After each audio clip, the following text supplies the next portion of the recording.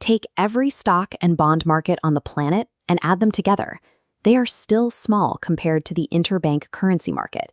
Here, over $1 trillion changes hands every day in a 24-hour cycle that follows the sun from Tokyo to New York.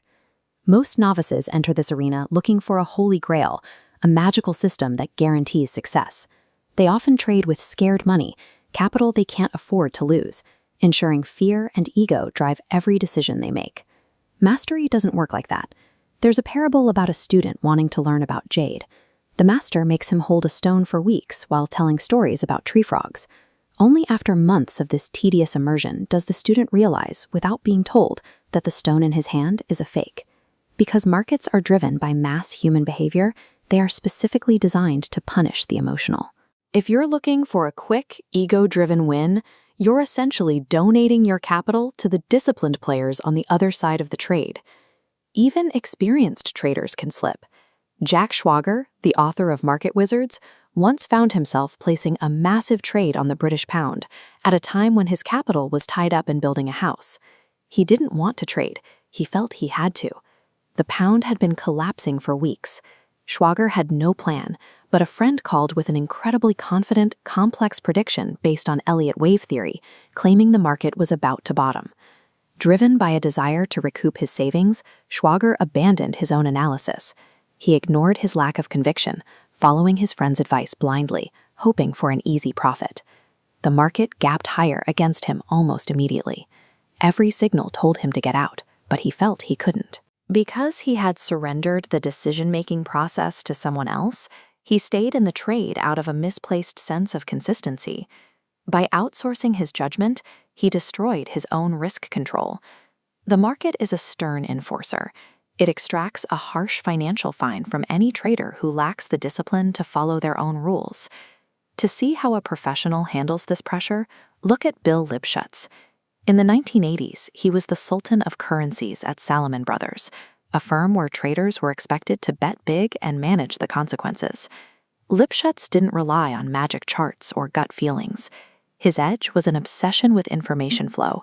He lived with, quote, screens in every room of his house, staying plugged into the global network of bankers 24 hours a day to understand what the market was focusing on.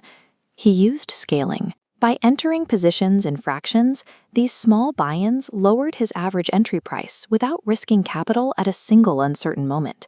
For exits, fractional sell-offs lock in profits incrementally. A trader doesn't need to predict the exact peak to make money. Scaling shifts the mathematics of the trade. It allows a professional to be wrong about their specific timing a majority of the time, while still generating massive profits. In 1988, Lipschutz faced the ultimate stress test. He was holding a highly leveraged $3 billion short position against the Deutschmark. Suddenly, Mikhail Gorbachev delivered a speech at the UN regarding troop productions. Global sentiment shifted instantly. The US dollar began to surge and the Deutschmark plummeted. Suddenly, liquidity completely vanished from the market. In a span of just 8 agonizing minutes, Lipschutz was down $30 million. Most traders would have panic bought to cover their short, likely driving the price even higher against themselves. Lipschutz did the opposite.